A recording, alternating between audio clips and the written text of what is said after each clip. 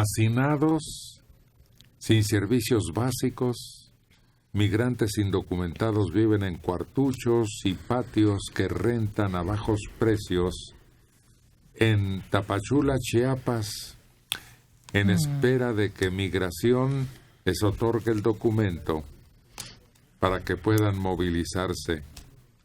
Pero 15 seres humanos en un cuartito.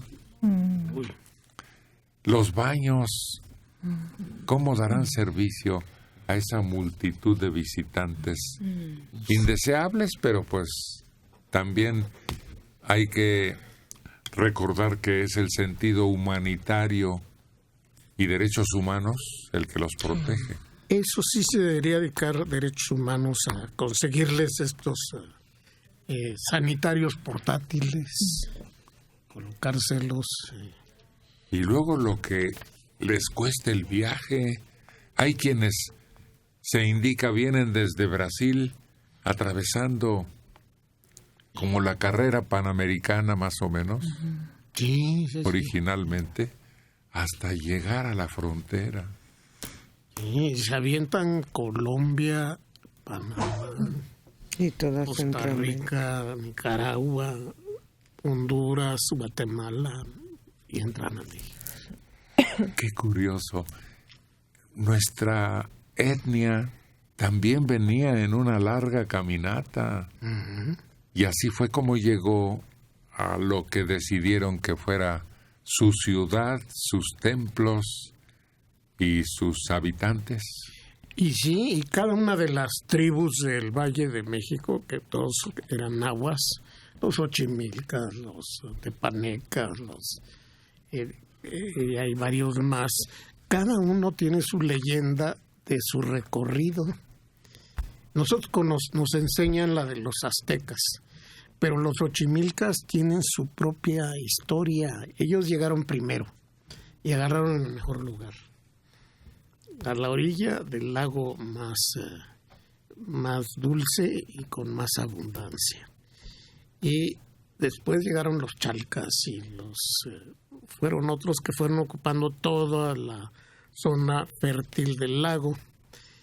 Y al final llegaron los aztecas, o sea, los mexicas, y ya no había lugar. Y como los más fuertes eran los de Azcapotzalco, le dijeron, pues miren, váyanse a esta islita. Y los mandaron a Chapultepec. Ahí solo había piedras y un manantial. Y alimañas. Y alimaña. Pero dijeron, no, aquí no nos gusta. Y encontraron otro islote en medio del lago. Y ahí nadie lo reclamaba y ahí se fueron. Y aquí vivimos. Y ahí fue donde idearon las chinampas para, como los Países Bajos, ganarle territorio al mar, acá a la laguna. Digo que en el Monumento a la Revolución, en la parte baja, está una maqueta hacen una especie de reconstrucción de cómo estaba, pues ahora sí que lo que era nuestra ciudad en esos tiempos, y que nada más estaba comunicado el islote a tierra, porque estaba rodeado por todo el lago, por las que son ahora nuestras calzadas. Sí. Era lo que nos unía con eran lo que era. Unos ingenierazos. Pues ha de haber sido. Construían esclusas, porque los puentes no eran más palos encima de la calzada, sino que servían de esclusas para pasar el agua en ciertas cantidades, ¿no? La idea era que no se mezclara, y eso, el agua salada del lago de Texcoco con el agua dulce del lago de México. Y por eso construyeron el Albarradón, pero también las calzadas tenían sus esclusas y sus puentes. Creo que el primer mapa trazado muestra esa concentración y luego las vías de acceso a tierra firme. Así es, sí. En esa maqueta que construyeron gigante de lo que es la Ciudad de México, hacen sobre la misma maqueta proyecciones de cómo estaba también la ciudad en ese tiempo. O sea, te dan una idea, ¿no? Y de cómo se fue transformando ya al tiempo de la colonia y las diferentes etapas que hemos pasado. Ese Eso era es el Museo de la interesante. Ciudad de México. No. Esto está en donde es el ex convento de las Vizcaínas. Ahí hay un espacio y es donde construyeron la maqueta gigante. A ver, ante los miles de haitianos y africanos que están en Tijuana sin hacer nada, porque su deseo es, pues, sobrevivir y después pasar al otro lado, a territorio norteamericano. Pero para que los admitan deben existir requisitos muy estrictos. Pero están planteando que la situación, están pidiendo, sea atendida por el ejército mexicano a través de el DN3, porque están viendo que nadie puede satisfacer las necesidades que tiene esta gente, que viven en la calle, que no tienen medidas higiénicas necesarias, que carecen de alimento, y debe haber algunos, pues, raquíticos, ¿no? Y hasta niños, o mujeres embarazadas, o personas que tienen algún padecimiento, total, que están alarmados y quieren que el ejército se haga cargo. Solicitamos, hablando a Gobernación, y aquí tenemos un acuerdo con el secretario de Gobierno. La mejor labor que se pudiera hacer debe estar a cargo del ejército. Pues ese sí tiene brigadas, ambulancias, modo de mover despensas y atención médica y, pues no sé, hasta campamentos pudiera ser. Autobuses. Yo en eso estaba pensando justo. Pareciera horrible, pero algo similar a los campos donde ellos estuvieran previa una revisión médica y una situación que pueda evitar la propagación de alguna enfermedad en toda la zona de Baja California. Hasta de bichos corporales. Claro. Sí. Acuérdate que en México, cuando iban de braceros, algunos fueron bañados en insecticida. Y cuando se desató aquella, ¿no te tocó la fiebre aftosa, verdad? ¿O sí? Sí, el rifle sanitario. Se metían en zanjas al ganado y paz. Y se enterraba ahí. Pero claro, los ganaderos o los dueños del ganado no querían. Y defendían a su ganado y se armaban unas balaceras. Fue en época de Alemán. Sí, incluso en el transporte público de lugar a lugar, nos hacían pasar por unos cajones que tenían acerrín y algún líquido desinfectante para evitar la propagación. Todavía se maneja eso, ¿eh? ¿Sí? Sí, claro. Vas a algunos países y antes de llegar te rocían. Te dicen por disposición sanitaria y sacan sus latitas y la echan en el transporte donde vas. O entras y hay arcos que hacen Y te bañan. cuando vas pasando. O por lo menos una vacunación Hay otros... necesaria para evitar que sean peligros en transmisión. Fíjate que ya habían mencionado que TEMP tuberculosis, cuando la tuberculosis es una enfermedad que prácticamente ya se ha erradicado en nuestro país.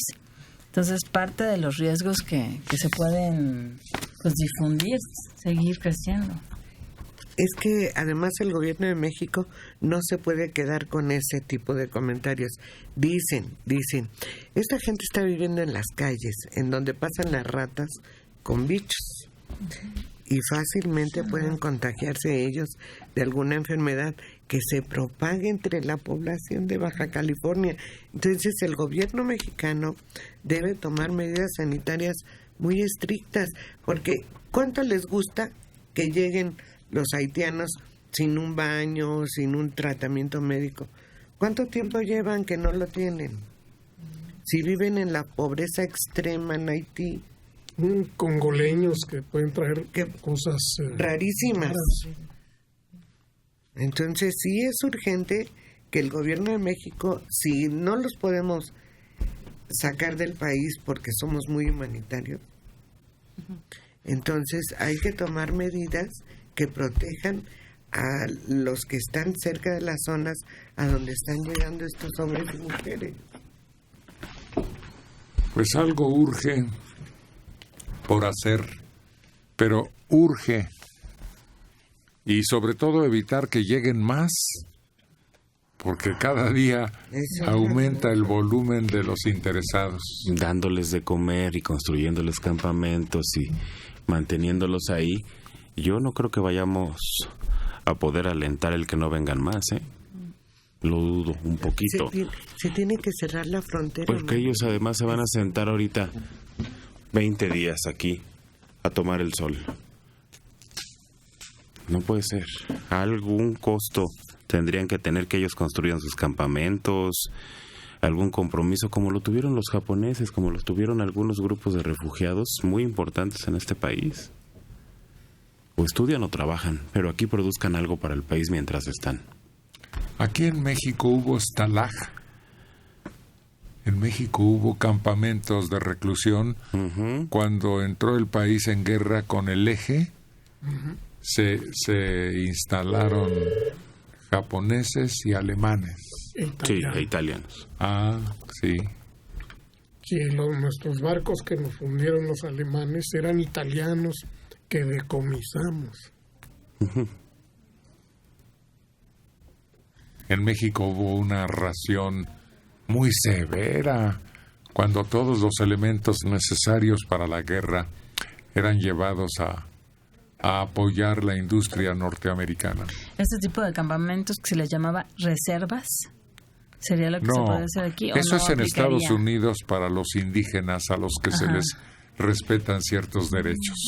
Y que tienen libertades, pero nada más ahí. En su zona.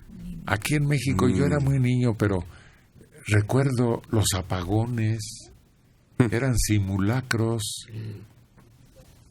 porque en plena guerra se sospechaba que pudiera hacer una invasión el enemigo entrando por México. Sí, para ensayar el oscurecimiento de las ciudades durante los bombardeos. Entonces reportaban, en tal lado hay una luz prendida, e iban y hacían que se apagara. ¿Te acuerdas que ahí nació esa canción, Con el apagón? ¿Qué cosas suceden? En esa época, esa cancioncilla medio boba servía porque los apagones se daban periódicamente y hasta en todo el país. Yo lo viví de niño en Celaya y efectivamente, paz, desconectados todos. Ahora resulta que para todo necesitamos al ejército. Lo malo es que no tenemos una armada entrenada. Lo vemos en la guerra contra el narco. ¿Cómo nos iría en una guerra de a de veras? Pues bien, porque para eso sí están entrenados. Sí están entrenados y sí la tenemos, pero la queremos para todo, pero no los queremos y no los respetamos. No los consideramos nuestros hermanos, los hombres que se están rompiendo el alma por nuestra patria. No, hijo, hasta les dicen con una palabra bien fea, hablando de su corte de pelo y eso.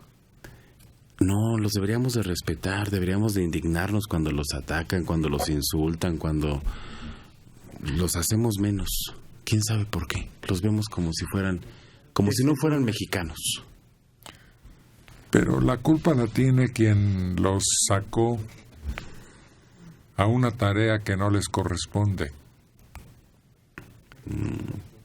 Porque ni hacen bien su trabajo, ni están contentos. Hay una inconformidad muy marcada, porque efectivamente no los protege un sistema legal que apoye esa labor.